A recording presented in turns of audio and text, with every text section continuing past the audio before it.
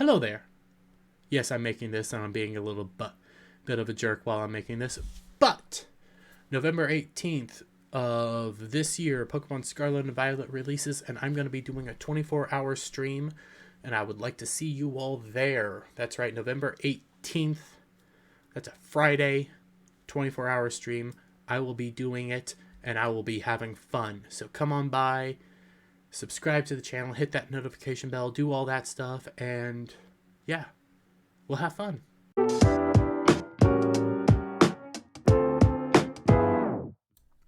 And what is another moment from the Marvel's Wakanda Forever red carpet, we have Kevin Feige officially coming out and saying that Atlantis does not appear in Black Panther Wakanda Forever.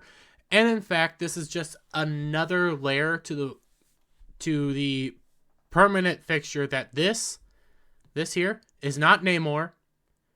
He's not Namor. He is a Cuckoo Khan, and that is who he will ever be, because Namor is not in this movie. And further confirmation that Marvel Cinematic Universe's version of Namor is only the classic hero and Latin accented name only, Marvel Studios boss Kevin Feige has officially confirmed that the underwater kingdom protected by the wing-footed warrior in Black Panther Wakanda Forever, explicitly not Atlantis, is from explicitly not Atlantis. Feige revealed the change to Namor's homeland while speaking to Marvel Entertainment on the red carpet at Black Panther Wakanda Forever October 26th world premiere. And why don't we just play? We have the man who knows so much, the man with a hat full of secrets. It is Kevin Feige. Hello, Kevin. I'm very good, thank you. Hey, everybody. We are back. You know, you are a producer. So what can you tell us to expand on the world of Wakanda this go around? Who have you spoken to so far today? So you got, my guess is you've got the scoops, but it's all Ryan Coogler. And everyone, I'm sure you've talked to Hannah and Ruth, they've brought Wakanda we are seeing more of Wakanda in this film. We see Namor, do a little damage in Wakanda, but it is great to see this and to see what this movie is intended to be, which is a celebration. A celebration? Celebration of what? The further end to the MCU and the destruction of Namor and also Wakanda, technically. But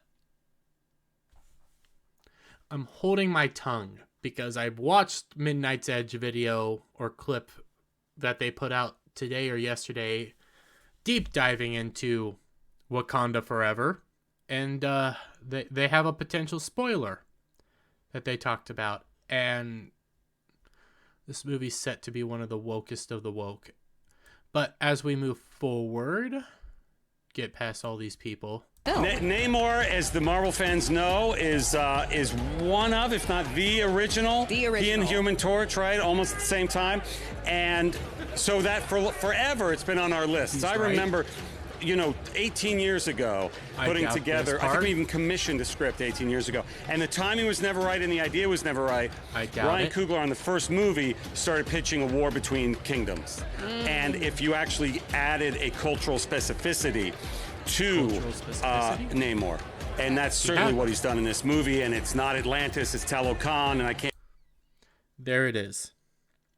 So they confirmed that, we're going to add a cultural specificity. Why couldn't it have just been Atlantis? Why did it have to be this new Talokan place? What's up with all this? Why do you constantly have to move and change this stuff?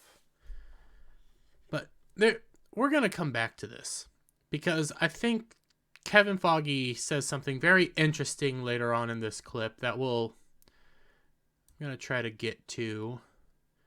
Have to get through all these people, and I'm just teasing it because here we go. And we'll save it there for now. But as we move on, and we'll read what he said again. As for his insight into the creative process behind bringing the Submariner to the silver screen, Feige explained Namor, as the Marvel fans know, is one of the is one, if not the original Marvel hero, he and Human Torch, right? Shouldn't you know that? You're in charge of Marvel. Shouldn't you know that? You used to be a big comic book fan, as you like to try to boast about. Shouldn't you know that? I mean, he's right, but yes. Almost the same time. So forever, it's been on our lists. I doubt it. I remember 18 years ago putting together, I think we even commissioned a script 18 years ago, and the timing was never right, and the idea was never right, he continued. I don't believe you. I don't believe you, and the reason I don't believe you is because a lot of Marvel's rights have been all over the place. So I highly doubt you even had the right 18 years ago for Namor. So why are you saying it? Then Ryan Coogler on the first movie started pitching a war between kingdoms. Well, that's in the comics, so why does he have to pitch it? It's in the comics. Feige further recalled. And the idea of actually adding a cultural specificity to Namor. He had a cultural specificity.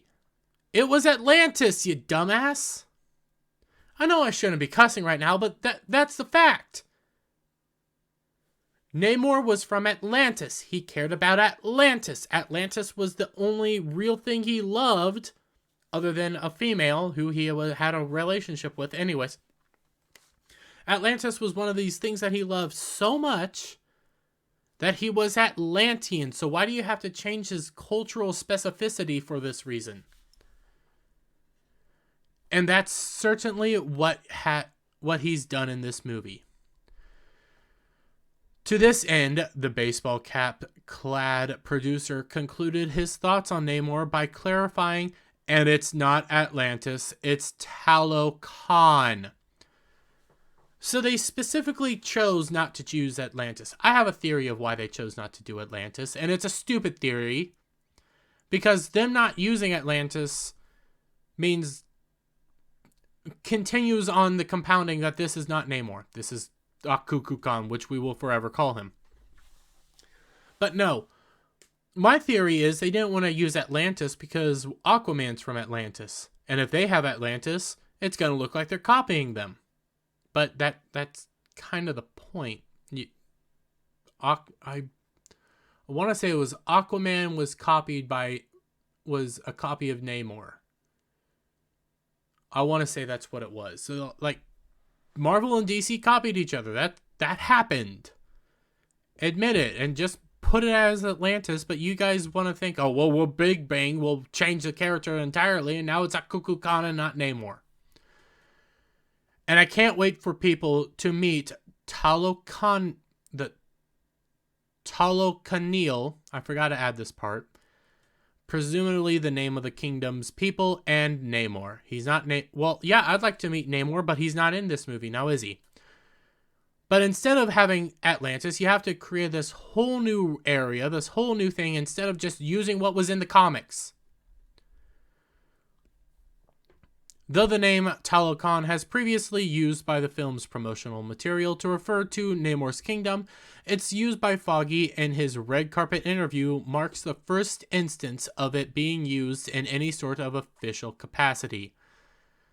And it's basically official that Atlantis does not exist in the MCU. Well, I don't want to say that because it very easily could exist, and they'll bring it back for some weirdness. But now you have the Talokanil, which are Atlanteans, mind you. Like, they're blue like the Atlanteans from Marvel. But instead of using Atlantis, you're using something else, and you completely redesigned them and remade what they look like. So what's the point of doing any of this? This is obviously not... The only thing that has any resemblance of Namor on this guy is his winged feet. That's it.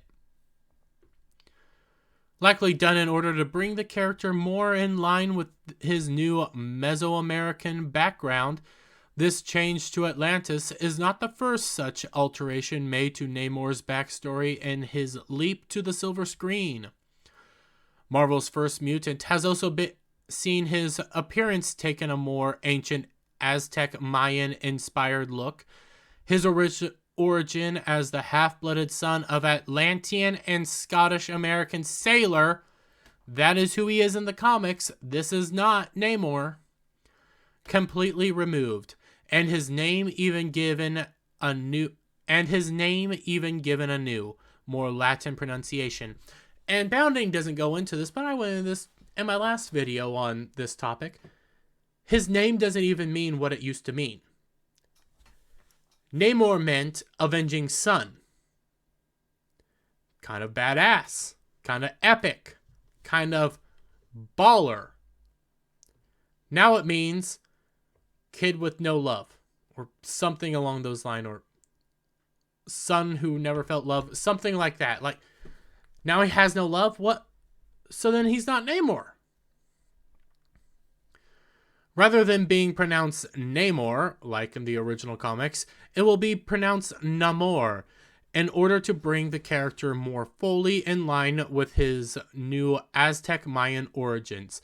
And mind you, they originally said, oh, well, his name's still Namor. It's just pronounced differently because the individual who the actor who was playing Cuckoo Clan, whatever. Cuckoo Clan. A Cuckoo Clan?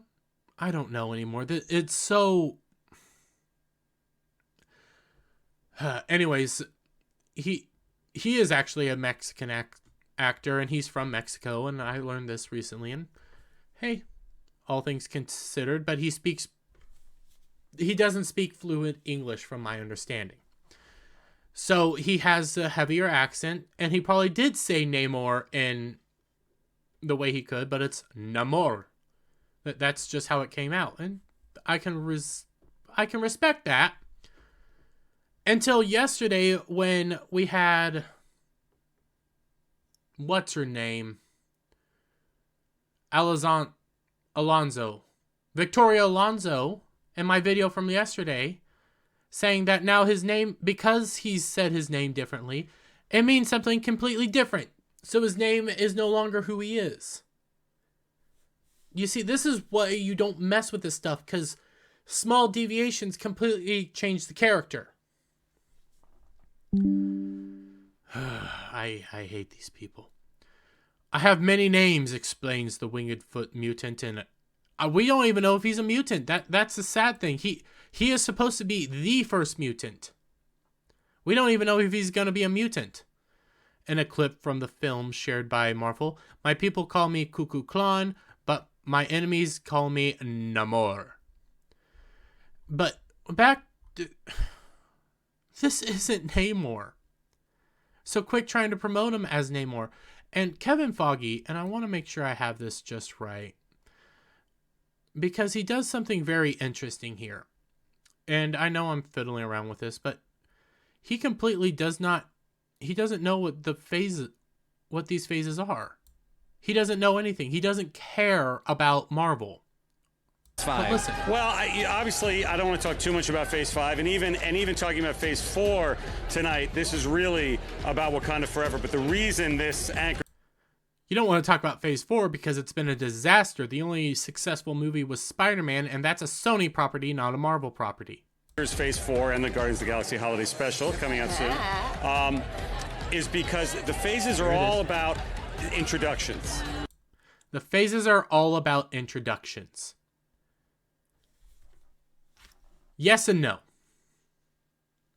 Phase 1 introduced you to everything.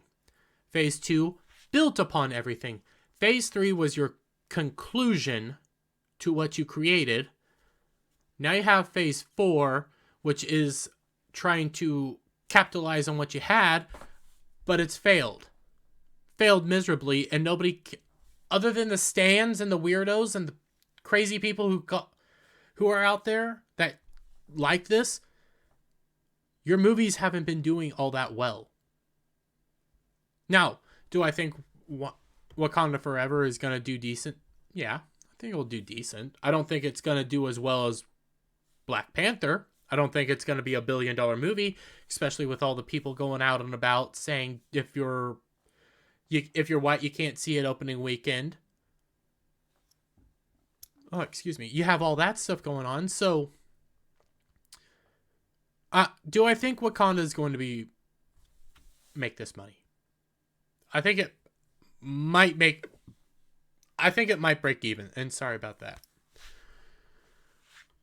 I think it might break even, but I don't know how much money it's actually going to make.